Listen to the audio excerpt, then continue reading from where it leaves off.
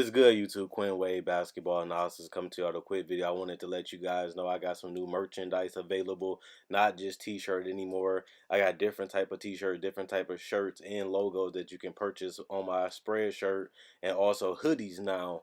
We have expanded and added more to the channel and more merchandise for the brand. Thanks for supporting. It will be in the description and the links will be in the comment section below. Thanks for helping me and supporting the movement. Quinn Wade Basketball Analysis. I'm going to check out the video. What is good, YouTube? Quinn Wade Basketball Analysis coming to y'all with a quick video. We're going to have a little fun today. We're going to do the top 10 players that have improved the most, that deserves to be deserves to be put in this list. There's a lot of candidates that can win this award. It's a stacked field. It was hard to even figure out who I think will be the most improved player. And even if I think it is 2 months left, it can go either way because of injuries and the fact that it's so close. Make this going to be a difficult award for everybody to vote. I think you can go in a lot of different directions with this award this year. Who has improved the most? Who put the most numbers up? It's so many players from different positions. So assists, rebounds matter. Playoff success matters as teams players improve, but they also help their team win at a higher level than they did before. I think that this is not a solidified award. That's why I'm going to make this video today, because I think it's fun right now, because we don't know who's going to win this award 2 months from now because it's so close. But I'm about to go from 10 to 1, and I'm about to tell you guys why this person is here and why this person is there. Number 10, Montrezl Harrell, and he's a guy that's been having an underrated season. Not too many people talking about him. The real NBA fans watch him play. He went from averaging 12 points, 4 rebounds, 1 assist to 16.7 rebounds and 1 assist and 1 block in 25 minutes. And he's shooting 62 from the field, 20% from 3, which don't matter because he's not a 3-point shooter anyway. But the fact that he plays hard, he goes and gives maximum effort whenever he can, he's a winner. He does what he has to do to help his team win, whether if it's sacrificing coming off the bench or whether it's coming in and making an immediate impact as soon as he gets on the court, and never quitting and giving up on the play. Even defensively, he has got better with rotation and being more active, and it seems like he really loves playing with the Clippers, and it seems like he got a coach that really understands him and gets the best out of him, and he's getting opportunity to play with teammates that fits his type of style. I'm glad that he's been able to get these minutes and really show that he's a productive player. And on top of that, he has improved significantly from last year. The only reason why I don't have him higher because his numbers aren't jumping off like massive improvement, but he has improved enough to be in the running for this award. 9, Justice Winslow.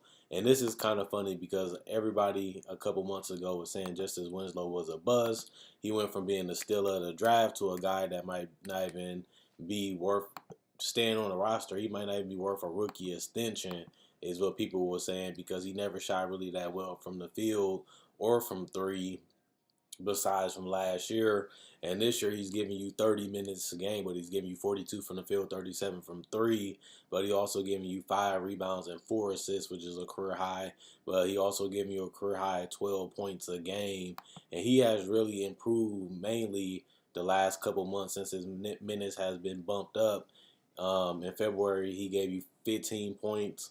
And in January, he gave you around 15 again.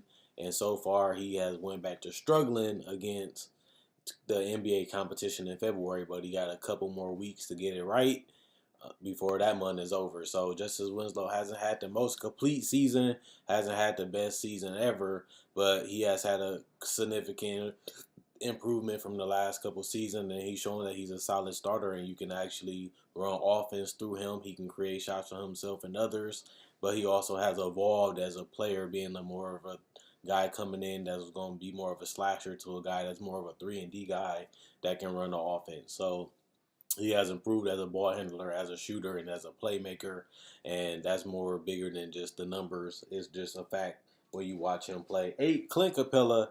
Only thing that really hurts him was the fact that he's missing significant amount of games right now. because of injuries, but he has improved every season, every single season, and I have loved watching him play and develop. The guy went from being a backup to Dwight Howard that was solid when Dwight Howard went down to now Dwight Howard is expendable. We don't mind losing Dwight. We allow him to lead because we have Clint Capella, and he's been proving it right. Like he's been a solid starter, all-star caliber player since they let Dwight go. He has improved and has become a solid defender, a great rebounder, and he actually showing that he can score a little bit more than what we thought he could. He has consistently improved his hook shot.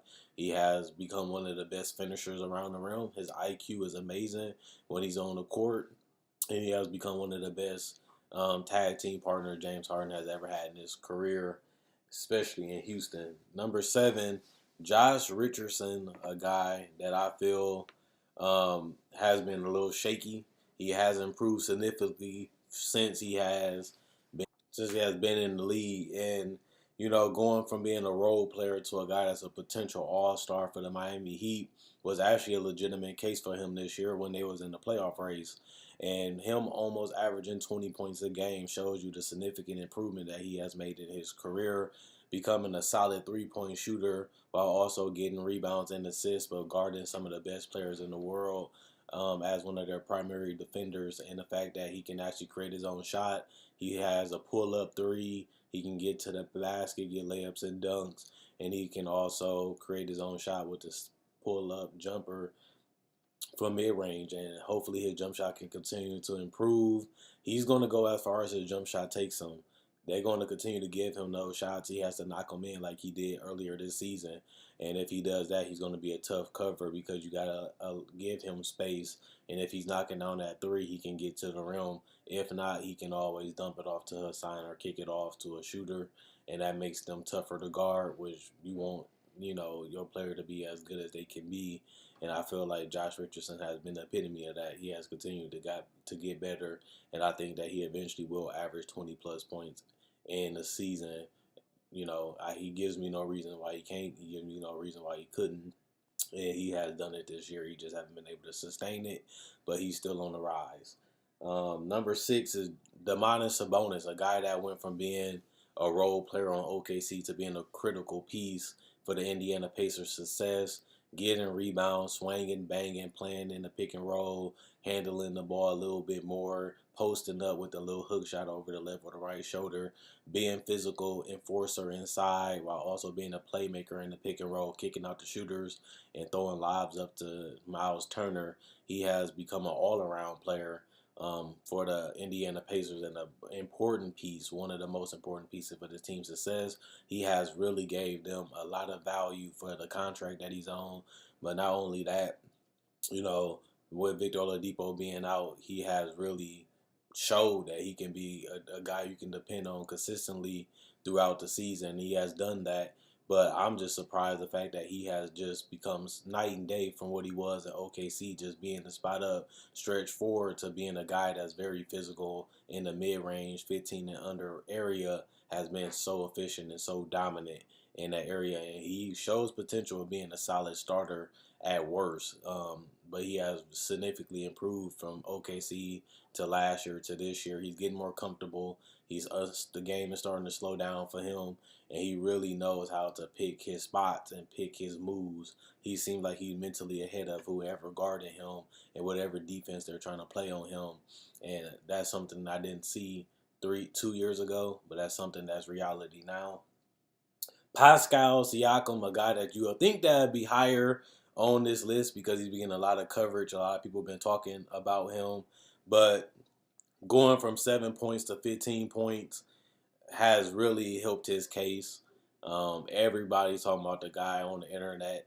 I have yet to make an individual video about him, but everybody loving Pascal. He's giving you a lot of hustle, a lot of effort, a lot of energy, protecting the paint, being able to knock down threes respectably from the three-point line, being able to put the ball on the floor and get to the basket, whether it's spin moves or whether it's just going straight at somebody and dunking on them, or even if it's getting to the free throw line, he has improved there too.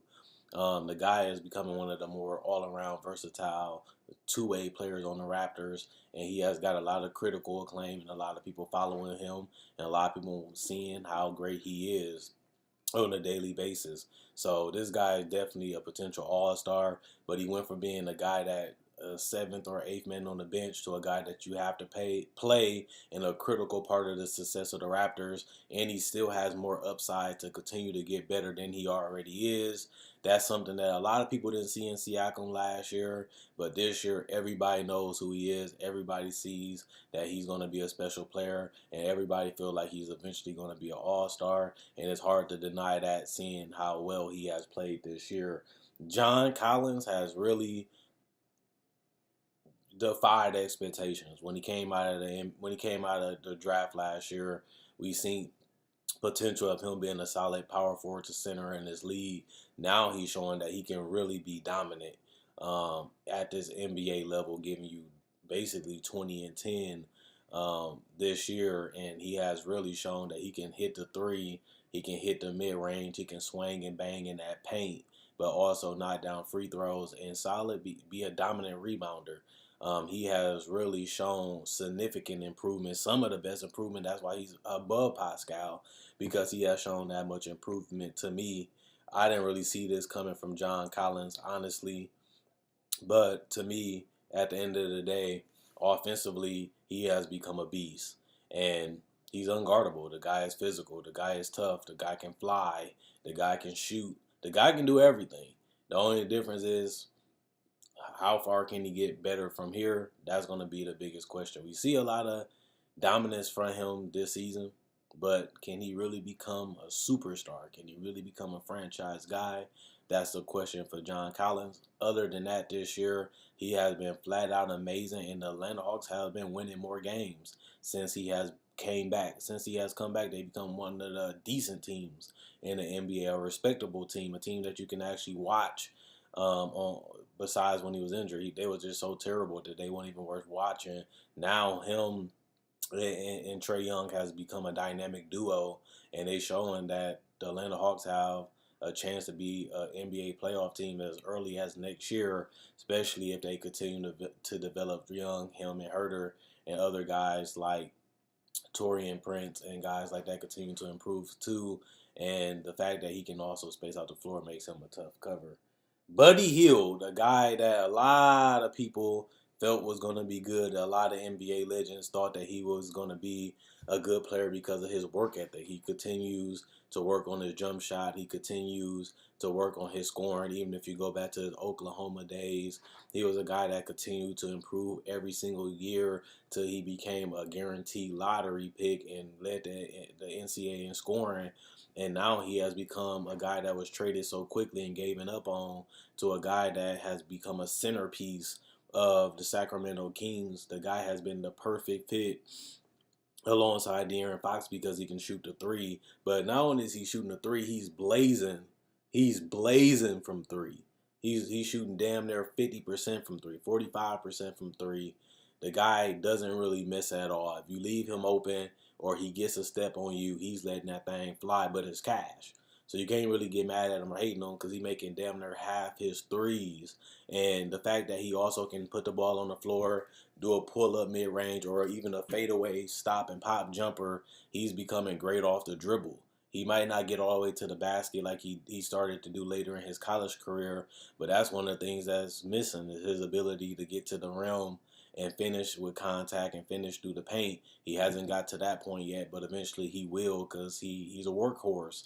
But his jump shot has really been his bread and butter. That's where he really made a name for himself in college, and a couple years now in the NBA, he's doing it again.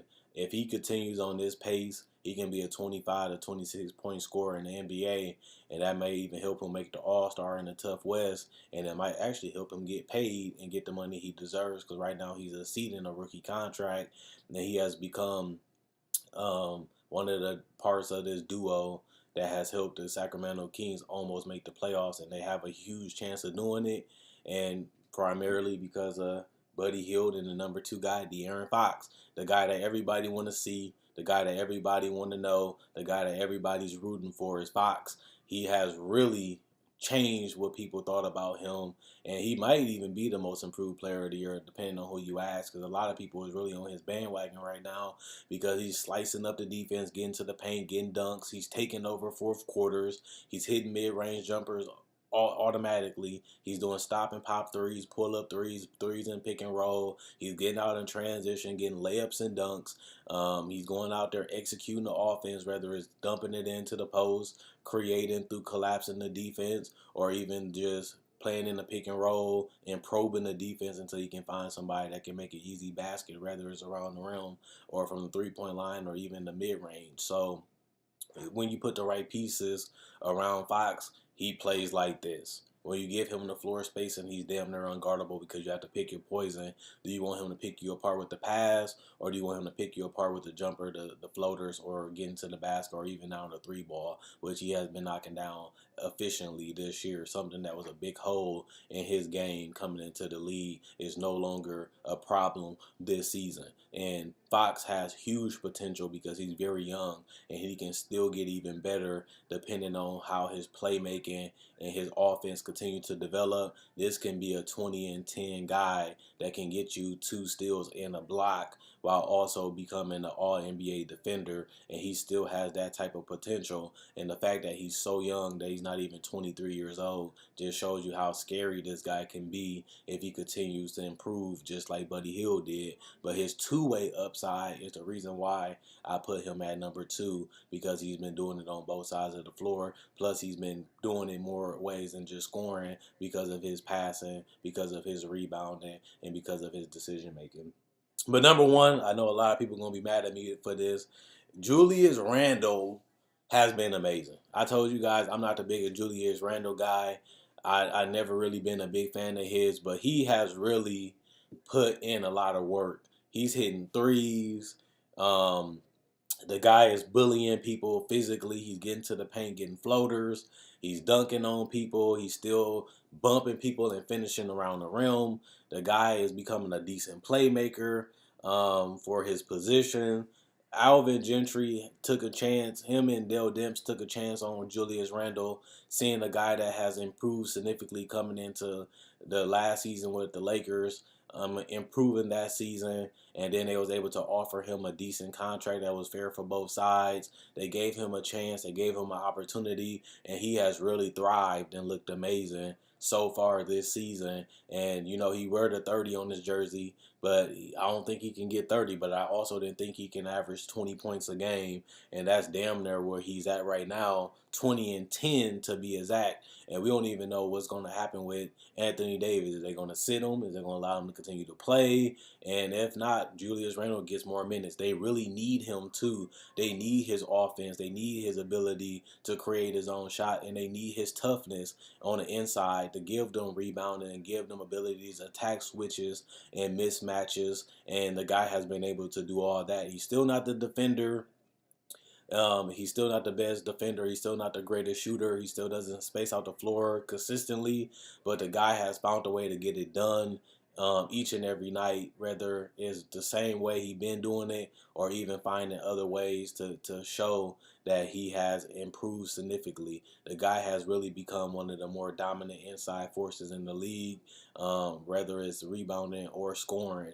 But I still think he can get even better, especially if he can get a softer touch and a better jump shot like he's been improving a lot. He's becoming respectable with that jumper, but he still needs to add that 3 ball and be a little bit more consistent with that. And he still needs to continue to add that soft touch to his jumper and his floater so he can be even more harder to guard and make them pick their poison and allow them to get easy baskets, because he's going to force the defense to pick what do they want him to do. Do they want him to spin and dunk? Do they want him to float it? Do they want him to post up? The more moves and the more things you can do, the more harder and unstoppable you are to guard. And he has added so much more moves, I should say, since he has been in the NBA from college to now. And that has helped him become a better NBA player than a lot of people predicted. He was a lottery pick, a top 7 pick, and he's starting to prove why right now with the New Orleans Pelicans, and I have to give him full credit for that. And he has proven me wrong so far, 3 years later in his career. So let me know what you guys think.